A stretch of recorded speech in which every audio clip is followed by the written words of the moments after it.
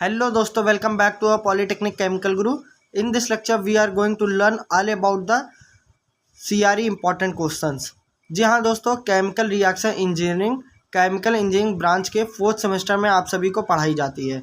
दोस्तों, chemical reaction engineering में कभी कभी बच्चों की बैक आ जाती है, तो उसी चीज़ को देखते हुए मैं आप सभी के लिए most important question and most repeated questions paper की यहाँ पे सीरीज़ लेके आया हूँ। दोस्तों, यहाँ पे आप सभी को जो भी क्वेश्चंस हर बार क्वेश्चन पेपर में पूछे जा रहे हैं बीटी यूपी बोर्ड के, उन सारे क्वेश्चंस को मैं इस वीडियो लेक्चर के अंदर आप सभी के लिए लेके आया हूँ। सारे क्वेश्चंस को आंसर के साथ आप सभी को एकदम अच्छे से हिंदी में समझाया जाएगा और इंग्लिश में भी बताया जाएगा। तो आप सभी को कुछ नहीं करना है। अगर आपने अभी तक अपने चैनल को सब्सक्राइब नहीं कर रखे हैं तो चैनल को सब्सक्राइब कर लीजिए और अपने दोस्तों के साथ ये वीडियो लेक्चर को ज़रूर शेयर करिएगा।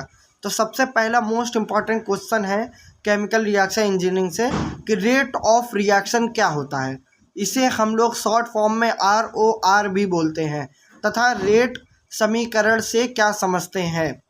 तो रेट ऑफ रिएक्शन, इसको हिंदी में बोलते हैं अभिक्रिया की दर।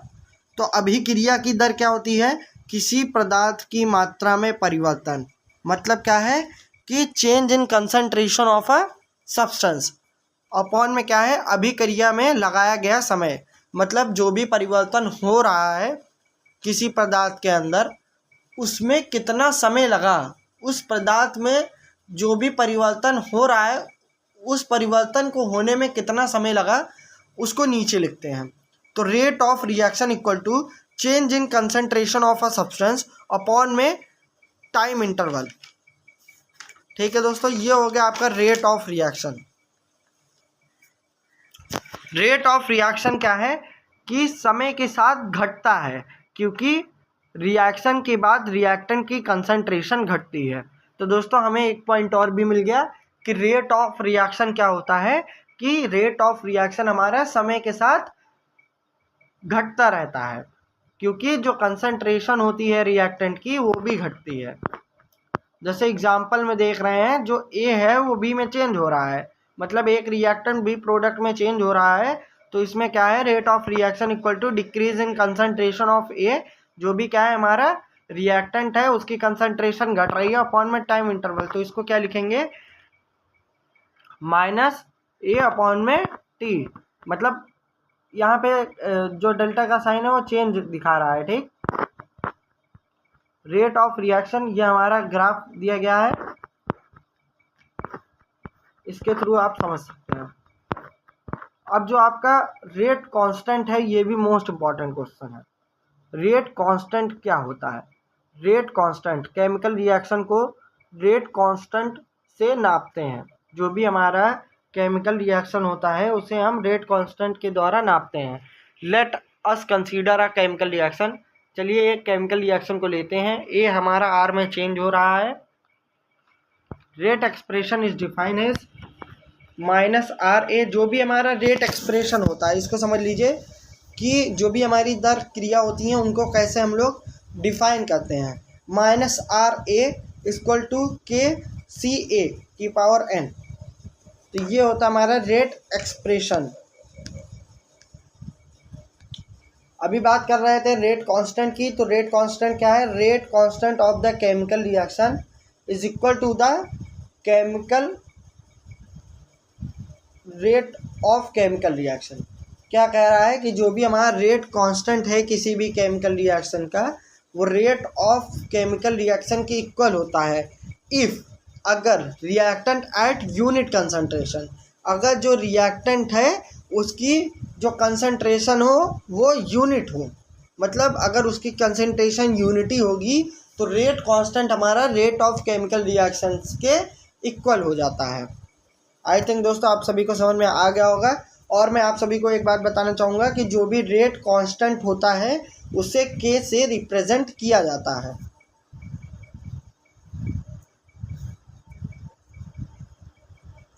अब आता है आपका next most important question, order of reactions.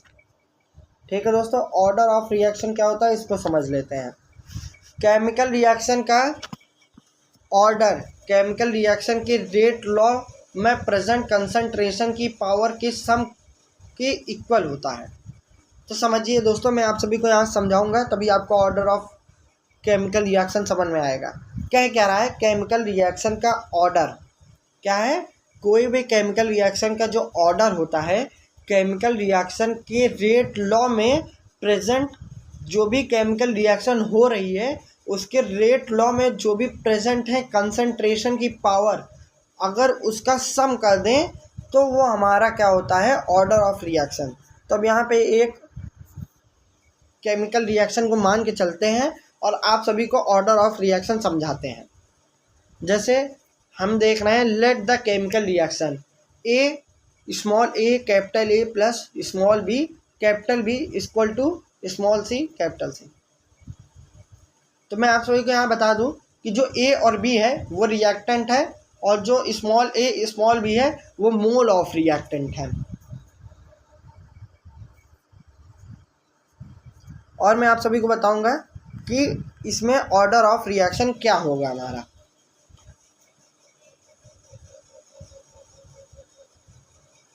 समझिएगा दोस्तों, क्या कह रहा है, केमिकल रिएक्शन का ऑर्डर, ठीक, केमिकल रिएक्शन के रेट लॉ में प्रेजेंट, केमिकल रिएक्शन के रेट लॉ में प्रेजेंट, रेट का जो लॉ इसमें दिया गया है वो क्या है, ये है प्रेजेंट कंसंट्रेशन की पावर के सम के इक्वल होता है। ठीक है, उसकी जो कंसंट्रेशन होगी उसके पावर के सम के इक्वल होगा। ठीक है, तो यहाँ पे क्या होगा कि के ए की पावर ए और बी की पावर बी। ठीक है, ये हमारा क्या हो जाएगा, रेट ऑफ रिएक्शंस, जो ये लिखा गया है। अब ये हो गया हमारा रेट ऑफ रिएक्शन, यही है ना केमिकल रिएक्शन। तो ऑर्डर, उसका ऑर्डर कैसे निकालेंगे, रेट लॉ में प्रेजेंट कंसंट्रेशन की पावर के सम। तो इसमें कंसंट्रेशन की पावर का सम क्या होगा, जो पावर होंगी ए और बी, इन्हीं का सम जो होगा वो हमारा ऑर्डर ऑफ रिएक्शन होगा।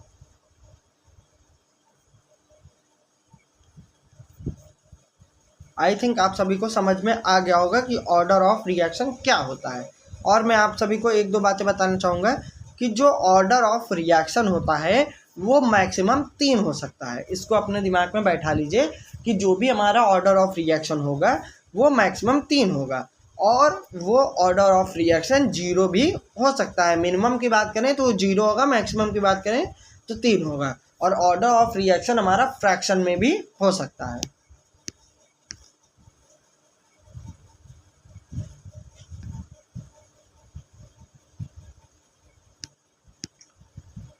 उसके बाद आता है आपका मॉलिक्यूलरिटी रिएक्शन और यूनिमॉलिक्यूलरिटी रिएक्शन। तो समझ लीजिए मॉलिक्यूलरिटी ऑफ रिएक्शन क्या होती है। किसी अभिक्रिया की मॉलिक्यूलरिटी रिएक्शन में भाग लेने वाले अभिकारकों की संख्या पर निर्भर करती है। तो मतलब क्या है, मॉलिक्यूलरिटी रिएक्शन क्या होता है, कोई भी रिएक्शन हो रही है उसमें कितने रिएक्टेंट हमारे पार्टिसिपेट कर रहे हैं वो हमारी मॉलिक्यूलरिटी रिएक्शन पर डिपेंड करती है। यदि रिएक्शन केवल एक अभिकारक हो तो मोनोमॉलिक्यूलरिटी रिएक्शन कहलाती है। अगर रिएक्शन हो रही है, सबसे पहले तो आप अपने दिमाग में बैठा लीजिए कि मॉलिक्यूलरिटी ऑफ रिएक्शन क्या होती है। मॉलिक्यूलरिटी ऑफ रिएक्शन वो रिएक्शन होती है, मतलब इसमें यह बताया जाता है कि उसमें कितने रिएक्टेंट पार्टिसिपेट कर रहे हैं किसी रिएक्शन के अंदर। अगर हमारे रिएक्शन के अंदर एक रिएक्टेंट पार्टिसिपेट करेगा तो उसे हम मोनोमॉलिक्यूलरिटी रिएक्शन कहते हैं।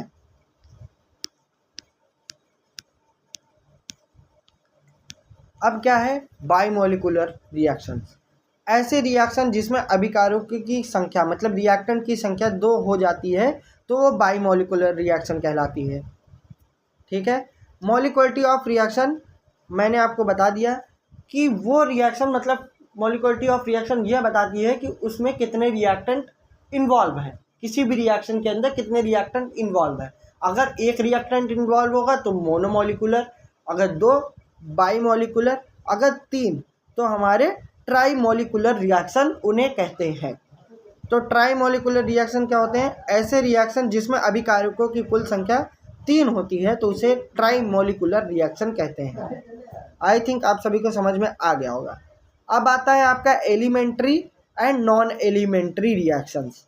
आप सभी को बता दूं दोस्तों, एलिमेंट्री और नॉन एलिमेंट्री रिएक्शन क्या होती हैं। वह रिएक्शन जिसमें प्रत्यक्ष रूप में रिएक्शन की स्टोइकियोमेट्री पर निर्भर करती है, एलिमेंट्री रिएक्शन कहलाती है।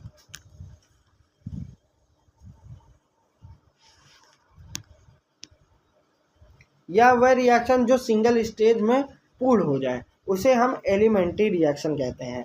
मतलब आप अपने दिमाग में ऐसे बैठा लीजिए कि एलिमेंट्री रिएक्शन वो रिएक्शन होगी जो कि एक सिंगल स्टेप में ही कंप्लीट हो जाए, उसमें ज़्यादा बार बार बदलाव ना करना पड़े। एक ही रिएक्शन में अगर कोई भी एक स्टेप में कोई भी रिएक्शन कंप्लीट होती है तो उसे हम एलिमेंट्री रिएक्शन कहते हैं। जैसे यहाँ पे क्या दिया गया है, C2H5OH एथेनॉल CH3COOH, इससे हमारी रिएक्शन हो रही है, क्या बन रहा है, CH3COO C2H5 और प्लस में H2O। तो इसमें क्या हुआ कि दो रिएक्टेंट हमारे मिले और आपस में मिलने के बाद एक नया प्रोडक्ट एक सिंगल स्टेज के अंदर फॉर्मेशन कर दिए, तो उसे हम एलिमेंट्री रिएक्शन कहते हैं।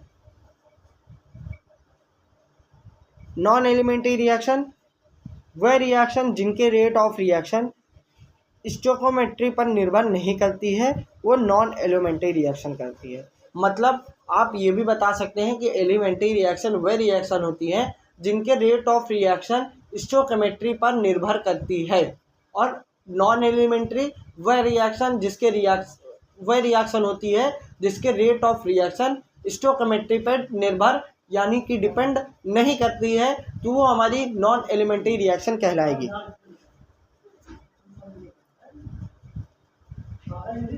एक्टिवेशन एनर्जी वह मिनिमम अमाउंट की एनर्जी होती है जो किसी भी रिएक्टेंट को प्रोडक्ट में कन्वर्ट करने के लिए चाहिए होती है, या फिर कोई भी रिएक्शन स्टार्ट करने के लिए चाहिए होती है। तो एक्टिवेशन एनर्जी क्या है, सिंपल वर्ड में ऐसी एक मिनिमम अमाउंट की एनर्जी जो भी किसी भी रिएक्शन को स्टार्ट करने के लिए ज़रूरत होती है। ठीक है, अब क्या लिखा हुआ है उसको समझ लेते हैं। एक्टिवेशन एनर्जी वह मिनिमम है जिसके द्वारा रिएक्टेंट के बॉन्ड ब्रेक किए जाते हैं। एक्टिवेशन एनर्जी का वह अमाउंट है जिसके द्वारा रिएक्टेंट को प्रोडक्ट में कन्वर्ट किया जाता है। जिस एनर्जी का वह अमाउंट कोलिजन्स कॉन्टिन्यूअस द्वारा ट्रांसफ़र हो। यदि एक्टिवेशन एनर्जी की वैल्यू कम हो तो गिवन टेम्परेचर पर रेट ऑफ रिएक्शन अधिक होगा। ये पॉइंट एकदम अच्छा समझिएगा कि अगर एक्टिवेशन एनर्जी की वैल्यू कम हो तो गिवन टेम्परेचर पर जो भी रेट ऑफ रिएक्शन होता है वो अधिक होगा। यदि एक्टिवेशन ऑफ एनर्जी की वैल्यू अधिक हो तो गिवन टेम्परेचर पे रेट ऑफ रिएक्शन कम होगा। ठीक, अगर एक्टिवेशन एनर्जी की वैल्यू कम होगा तो गिवन टेम्परेचर पे रेट ऑफ रिएक्शन अधिक होगी। अगर एक्टिवेशन एनर्जी की वैल्यू अधिक होगी तो गिवन टेम्परेचर पे रेट ऑफ रिएक्शन कम होगा। तो ये दो पॉइंट अच्छा समझ लीजिए। अब आता है order of reaction, zero order reaction. Order of reaction में कई सारे रिएक्शंस होते हैं, उनके ऑर्डर के ऊपर डिपेंड करते हैं। तो जीरो ऑर्डर रिएक्शन भी काफ़ी बार पूछा गया है। जीरो ऑर्डर रिएक्शन क्या होता है, is a type of reaction in which concentration are not change with time. मतलब क्या बता रहा है कि जीरो ऑर्डर रिएक्शन में जो भी हमारी कंसंट्रेशन होती है वो समय के साथ चेंज नहीं होती है, तो इसे हम क्या कहेंगे कि ये जीरो ऑर्डर रिएक्शन है। अगर हमारा हाइड्रोजन और क्लोरीन Cl2 आपस में मिलता है तो 2HCl का निर्माण करता है, तो ये हमारा एग्जाम्पल है जीरो ऑर्डर रिएक्शन का। अब बात कर लेते हैं फर्स्ट ऑर्डर ऑफ रिएक्शन की। ये एक ऐसा टाइप का रिएक्शन है जहाँ पे रेट ऑफ रिएक्शन डिपेंड करता है हमारा 1 मॉलिक्यूलर ऑफ रिएक्शन पे। मतलब वहाँ पे क्या था कि जो भी हमारी कंसंट्रेशन थी वो टाइम के साथ चेंज नहीं हो रही थी, तो उसे हम जीरो ऑर्डर कहेंगे। अगर हमारा रिएक्शन 1 मॉलिक्यूलर ऑफ रिएक्शन पर डिपेंड करेगा तो हम उसे फर्स्ट ऑर्डर ऑफ रिएक्शन कहेंगे। ये एग्जाम्पल लिखा गया है, एक केमिकल रिएक्शन दी गई है, तो फर्स्ट ऑर्डर ऑफ रिएक्शन का जो भी हमारा वो होता है, रिएक्शंस होती हैं या फिर एग्जाम्पल होता है, वो आपको नीचे दिखाया गया है। अब आता है second order of reaction. Second order of reaction is a type of reaction या फिर is a type of order of reaction which rate depend upon the 2 molecular of concentration. जिसका जो रेट होता है वो डिपेंड करता है 2 मॉलिक्यूलर ऑफ कंसंट्रेशन पर। मतलब जीरो ऑर्डर में क्या था, कंसंट्रेशन समय के साथ चेंज नहीं होती है। फर्स्ट ऑर्डर में क्या होता है कि जो भी हमारी रिएक्शंस होती हैं, रेट ऑफ रिएक्शन होती है, वो 1 मॉलिक्यूल के ऊपर डिपेंड करती हैं। अगर सेकंड ऑर्डर की बात करें तो 2 मॉलिक्यूल के ऊपर डिपेंड करेगी। ये आपका कुछ नीचे रिएक्शन एग्जाम्पल में दिया गया है, ये हमारी सेकंड ऑर्डर ऑफ रिएक्शन का एग्जाम्पल दिया गया है।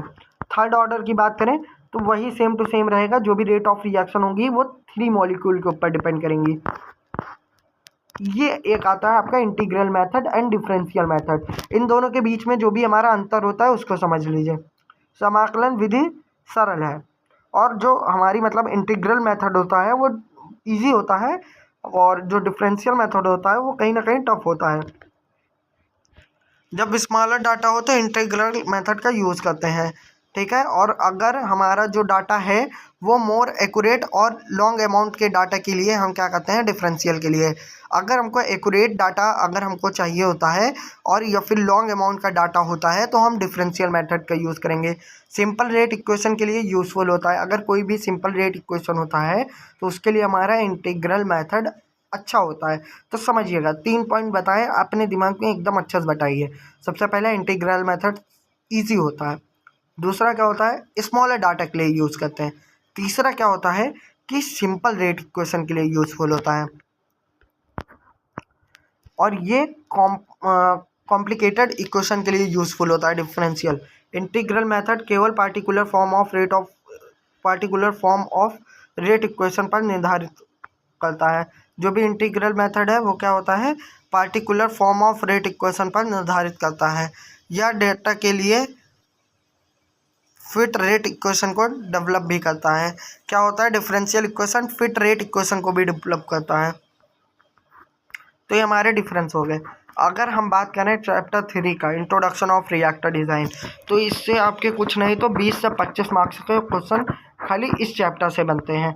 किस वजह से बनते हैं कि आपके जो भी रिएक्टर होते हैं उनकी डिज़ाइन इक्वेशन पूछी जा सकती हैं, या फिर कोई भी 2 रिएक्टेंट के बीच में डिफरेंस पूछते हैं, और कोई भी एक रिएक्टेंट को कहते हैं कि अच्छे से समझा दीजिए डायग्राम के साथ में। तो सबसे पहले हम जान लेते हैं कि रिएक्टर होता क्या है। अगर रिएक्टर पढ़ना है तो सबसे पहला क्वेश्चन आता है कि हमारा रिएक्टर क्या होते हैं।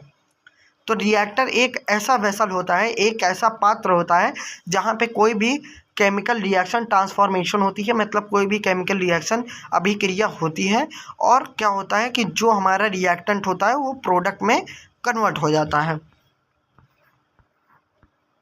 कई सारे रिएक्टर होते हैं, जैसे कि हम बताएं आपको आइडियल बैच रिएक्टर। एक सेकंड आपको हिंदी में दिखा दें, नहीं आप सभी को प्रॉब्लम होगी।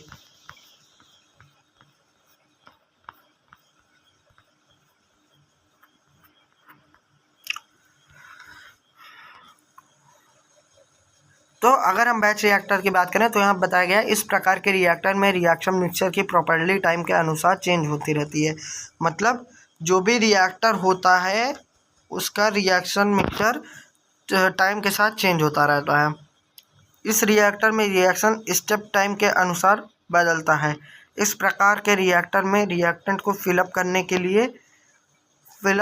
के बाद कुछ समय तक रिएक्शन के लिए छोड़ दिया जाता है, फिर प्रोडक्ट को डिस्चार्ज कर लेते हैं। मतलब क्या होता है कि इस टाइप के रिएक्टेंट में क्या होगा कि सबसे पहले रिएक्टेंट को हम लोग रिएक्टर के अंदर डाल देंगे, रिएक्टर के अंदर। उसके डालने के बाद उसमें ना तो कभी दोबारा रिएक्टेंट डालेंगे उसी समय में, ना तो मतलब उसमें कुछ टाइम इंटरवल फिक्स्ड होता है। जब भी रिएक्टेंट डालेंगे कुछ समय के लिए उसे उसी के अंदर छोड़ देते हैं। कुछ समय के बाद जब हमारा रिएक्टेंट कुछ टाइम इंटरवल के बाद वो प्रोडक्ट में कन्वर्ट हो जाता है, तब हम नीचे से प्रोडक्ट डिस्चार्ज कर लेते हैं। यह प्रोसेस कंटिन्यूअस चलता रहता है। इस प्रकार के रिएक्टर में अनस्टेडी स्टेट ऑपरेशन होता है। क्या होता है कि इस प्रकार के रिएक्टर में अनस्टेडी स्टेट ऑपरेशन होता है। इसके अनुसार कंपोजिशन समय के अनुसार परिवर्तित होता है। मतलब क्या हो रहा है कि जो भी रिएक्शन मिक्सचर होता है उसकी जो भी कंपोजिशन होती है वो समय के साथ चेंज होती है। ये हमें ऊपर भी बताया गया था और नीचे भी बताया जा रहा है। किसी भी एक निश्चित समय पर रिएक्टेंट में सभी पॉइंट पर कंपोजिशन समान रहता है। इसमें रिएक्शन टाइम तथा रेजिस्टेंस टाइम सेम होता है। अगर हम बैच रिएक्टर की एडवांटेज की बात करें तो ये सिंपल होता है, इसको आसानी से ऑपरेट किया जाता है, अन्य रिएक्टर की अपेक्षा इसकी कॉस्ट भी कम पड़ती है, यह ऑपरेशन के लिए फ्लेक्सिबल होता है। डिसएडवांटेज की बात करें तो पर यूनिट वॉल्यूम प्रोडक्शन के लिए चार्ज अधिक होता है, लार्ज स्केल प्रोडक्शन के लिए उपयुक्त नहीं है। ठीक है, मतलब इसमें प्रोडक्शन का चार्ज भी ज़्यादा हो जाता है और लार्ज स्केल प्रोडक्शन के लिए ये रिएक्टर हमारा सफिशिएंट या फिर इफ़िशिएंट नहीं है। अब आपका आता है यूजर्स ऑफ एप्लीकेशन और रिएक्टर, मतलब यूजर्स या फिर एप्लीकेशन की बात करें रिएक्टर की तो क्या होता है। बैच रिएक्टर का यूज़ स्मॉल स्केल प्रोडक्शन के लिए किया जाता है, जैसे फार्मास्यूटिकल डाई और इंटरमीडिएट में इसका प्रयोग किया जाता है। अब बात आती है कॉन्टीन्यूअस रिएक्टर की। इस प्रकार के रिएक्टर में प्रोसेस पैरेलल होती है, इसमें नॉन प्रोडक्टिव ऑपरेशन पर टाइम वेस्ट नहीं किया जाता है। तो कॉन्टीन्यूअस रिएक्टर कम बताया गया, अभी मैं आगे फिर से बताऊंगा इसको इंग्लिश में। यह लार्ज प्रोडक्शन के लिए उपयुक्त है, यह नॉन प्रोडक्टिव ऑपरेशन पर टेम्परेचर वेस्ट नहीं होता है। पर यूनिट वॉल्यूम प्रोडक्शन के लिए बैच रिएक्टर की अपेक्षा लेबर चार्ज ज़्यादा पड़ जा कम पड़ता है। मतलब अगर प्रोडक्शन की बात करें तो वहाँ पे क्या था कि लार्ज स्केल प्रोडक्शन के लिए हम बैच रिएक्टर का यूज़ नहीं करते हैं। अगर कॉन्टीन्यूअस का यूज़ करें तो अगर प्रोडक्शन की बात करें लार्ज स्केल प्रोडक्शन पे तो इसमें जो भी लेबर का चार्ज होता है वो कम पड़ता है, प्रोडक्ट की क्वालिटी अच्छी होती है और सामान्य होती है कॉन्टीन्यूअस में।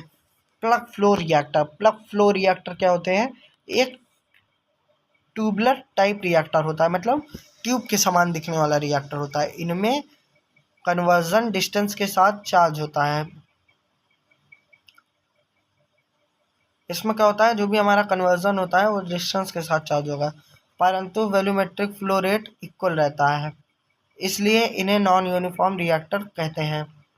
प्लग फ्लो रिएक्टर में सिंपल एक ट्यूब टाइप सिलेंडर होता है। क्या होता है कि जो भी हमारा प्लग फ्लो रिएक्टर है उसमें एक सिंपल ट्यूब टाइप सिलेंडर होगा, जिसके एक सिरे से रिएक्टेंट को हीट किया जाता है, जिसके क्या होगा, एक सिरे से रिएक्टेंट को हीट किया जाएगा, दूसरे सिरे से प्रोडक्ट को प्राप्त करते हैं।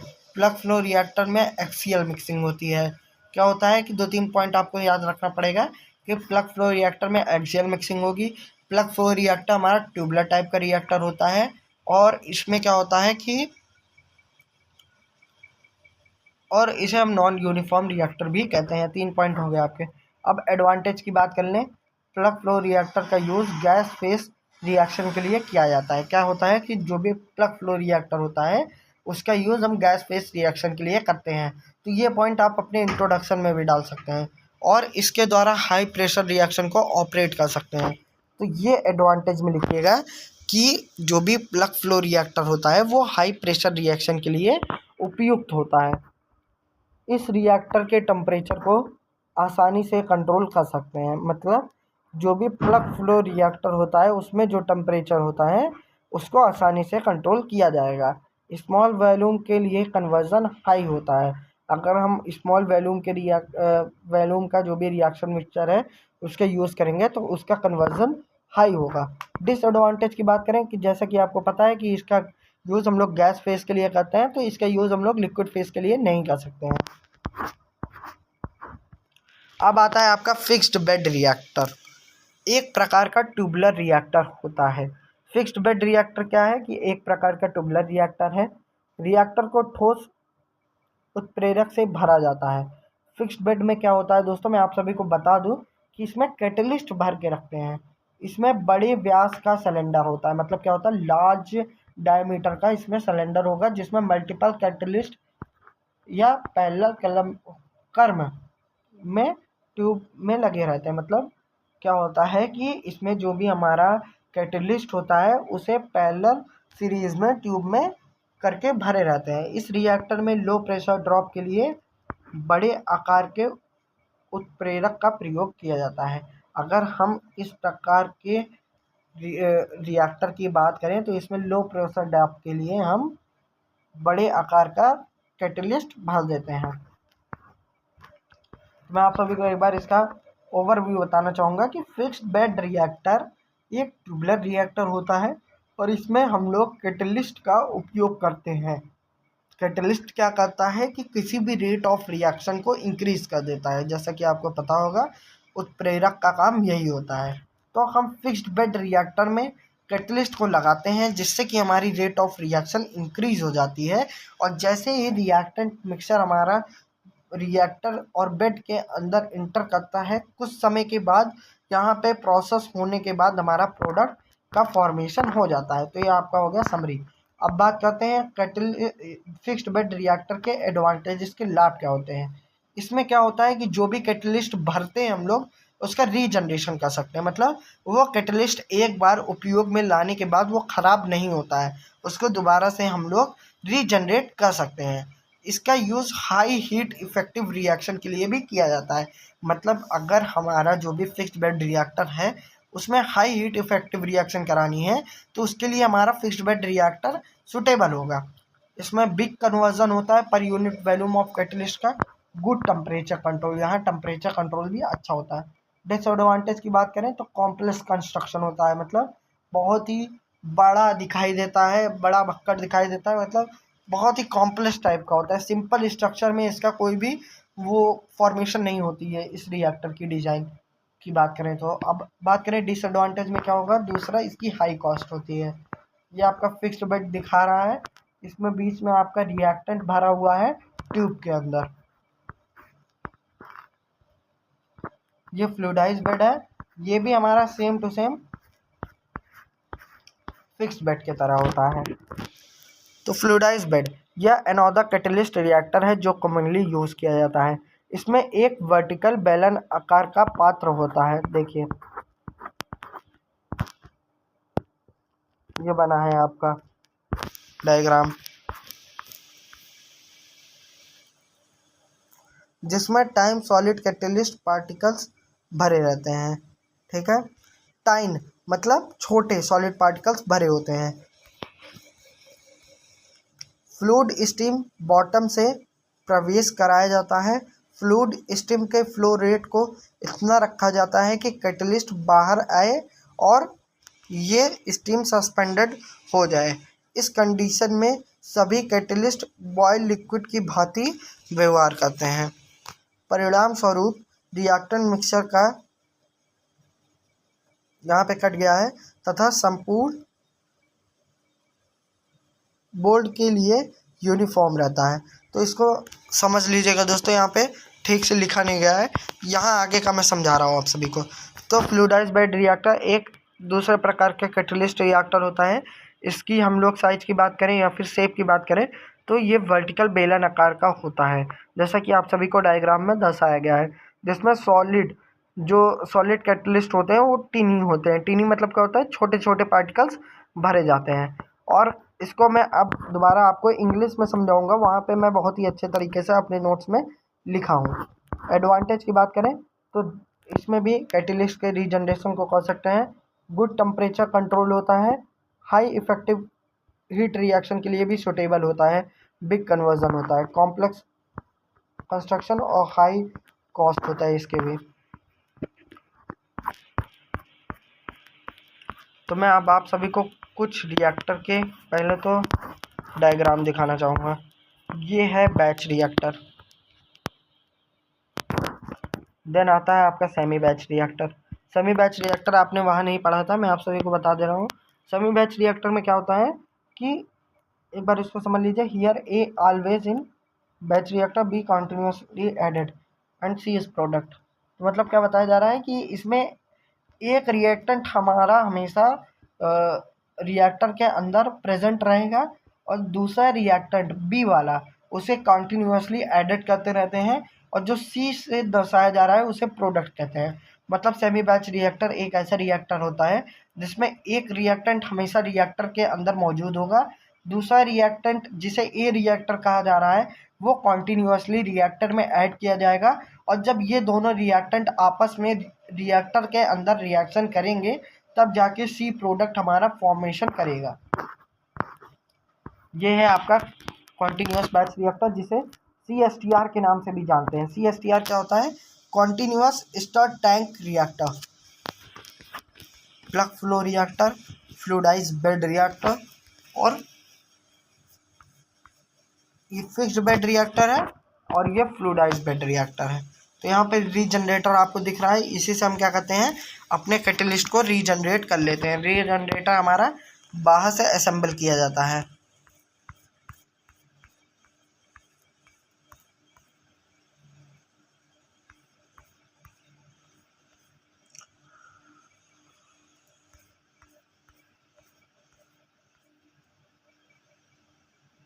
तो कॉन्टिन्यूस स्टर टैंक रिएक्टर वहाँ पे सही से नहीं बताया गया था, तो यहाँ पे बता दे रहा हूँ। CSTR और कॉन्टिन्यूस टैंक रिएक्टर एक ही रिएक्टर होते हैं। It consist of a stir tank. ये क्या करता है कि स्टर टैंक को कंसिस्ट करता है with continuous inflow of reactant and outflow of product. मतलब कंटिन्यूस रिएक्टर में क्या होता है, जैसे जैसे रिएक्टर के अंदर जाता है, रिएक्शन होती है और प्रोडक्ट आउटफ्लो निकलता रहता है। मतलब बहुत ही तेज रिएक्शंस होती हैं। रिएक्टर के अंदर पहुंचा रिएक्टेंट, और तुरंत ही रिएक्टर के अंदर प्रोडक्ट में चेंज हो गया। A certain amount of reaction mixture is always present in the reactor. मतलब एक रिएक्शन मिक्सचर कुछ कम मात्रा का या फिर कुछ मात्रा का रिएक्शन मिक्सचर हमारा रिएक्टर के अंदर हमेशा प्रेजेंट रहता है, और ये हमारा स्टडी स्टेट कंडीशन में होता है। There is a no variation of concentration, temperature and reaction rate with the reactor volume. मतलब रिएक्टर वॉल्यूम के अंदर कोई भी वेरिएशन नहीं होता है। इसी वजह से वेरिएशन का मतलब जितने अमाउंट के कंसंट्रेशन का रिएक्टेंट हमने डाला रिएक्टर के अंदर, उस रिएक्टेंट की कंसंट्रेशन, टेम्परेचर, वॉल्यूम और रिएक्शन रेट चारों में जब बदलाव नहीं होता है तो उसे हम क्या कहते हैं कि ये स्टडी स्टेट कंडीशन में रिएक्टर हमारा काम कर रहा है। और जो भी हमारा कॉन्टिन्यूस रिएक्टर होता है उसे हम मिक्स्ड फ्लो रिएक्टर और बैच मिक्स रिएक्टर के नाम से भी जानते हैं। और इसका ज़्यादातर यूज़ हम लोग इंडस्ट्रियल प्रोसेसिंग में होमोजीनियस लिक्विड फेस रिएक्शन के लिए करते हैं। तो आशा होगी दोस्तों आप सभी को सारे प्रकार के रिएक्टर अच्छे से समझ में आ गए होंगे।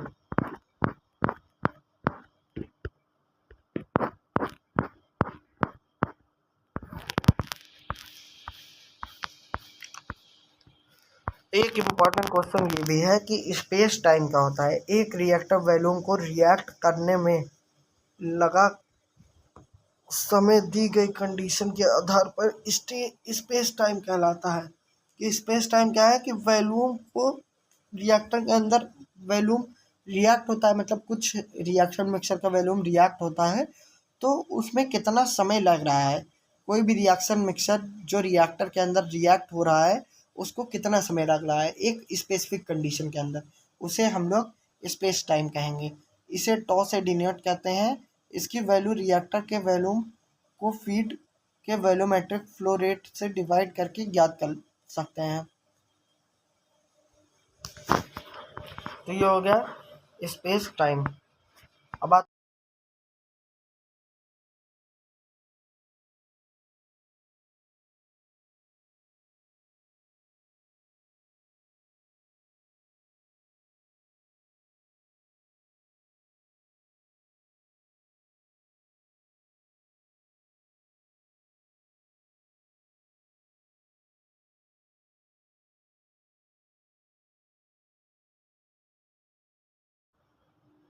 अब आता है आप सभी का नेक्स्ट चैप्टर कैटालिसिस, जो कि मोस्ट इम्पॉर्टेंट चैप्टर है।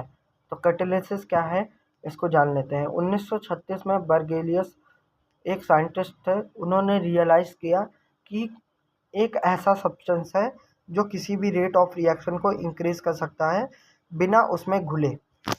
तो समझिएगा कि मतलब एक बर्गेलियस साइंटिस्ट थे, उन्होंने 1936 में देखा कि एक ऐसा पदार्थ भी अवेलेबल है या फिर मिल चुका है जो कि किसी भी रेट ऑफ रिएक्शन की दर को, मतलब जो भी रिएक्शंस हो रही हैं उनकी दर को, उनकी स्पीड को बढ़ा सकता है बिना उसके अंदर इन्वॉल्व हुए।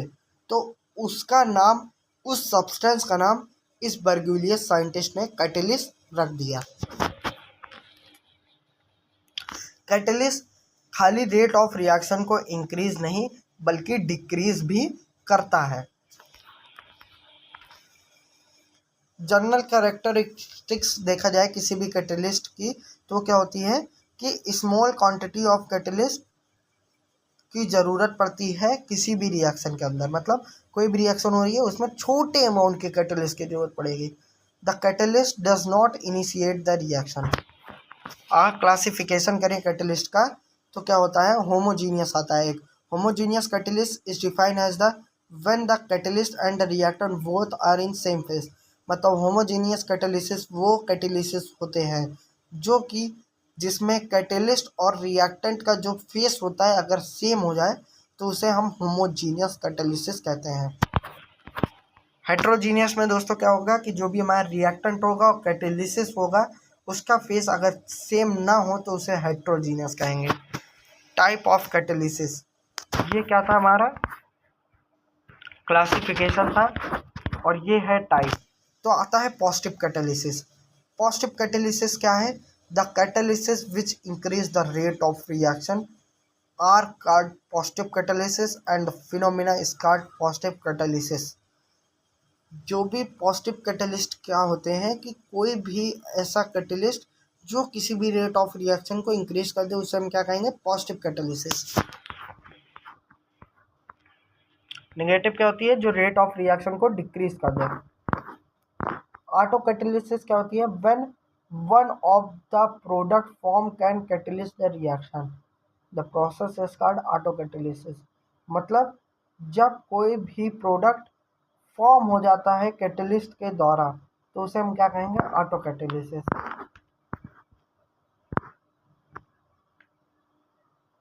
Induce catalysis, when one reaction increase the speed of other reaction, this process is known as induced catalysis।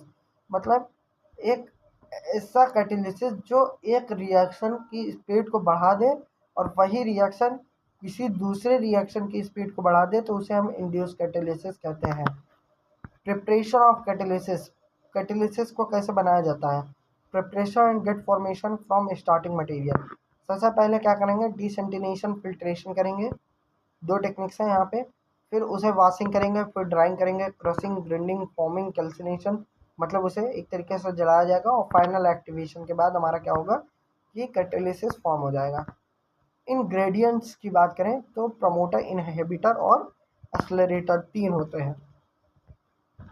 ये तीनों अच्छे से समझिएगा। Right a short note of promoter, inhibitor और एक्सेलरेटर, ये आपका क्वेश्चन बनता है। प्रमोटर कोई कैटलिस्ट नहीं होता है, इसको अपने दिमाग से हटा दीजिए।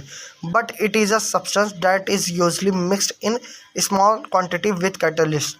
मतलब प्रमोटर कैटलिसिस नहीं होता है लेकिन इसे हम स्मॉल अमाउंट में कैटलिस्ट के अंदर मिलाते हैं, किसे, प्रमोटर को। Mixing the substance increase the efficiency of the catalyst. ये सब्सटेंस जो भी प्रमोटर मिलाया जा रहा है कैटलिस्ट के अंदर वो कैटलिस्ट की इफ़िशियंसी यानी कि दक्षता को बढ़ाता है। It help in improving the overall chemical reaction. Promoter क्या करेगा कि ओवरऑल केमिकल रिएक्शन को बढ़ाने में या फिर अच्छा करने में हेल्प करता है।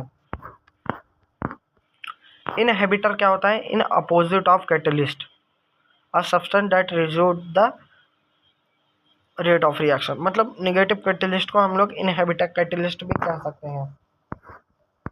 Accelerator are those substance which can be added to a reacting substance to maintain the activity of a catalyst by nullifying the effect of poisonous। मतलब क्या है, एक्सेलरेटर एक ऐसे सब्सटेंस होते हैं जो रिएक्टिंग सिस्टम के अंदर एक्टिविटी को मेंटेन करते हैं।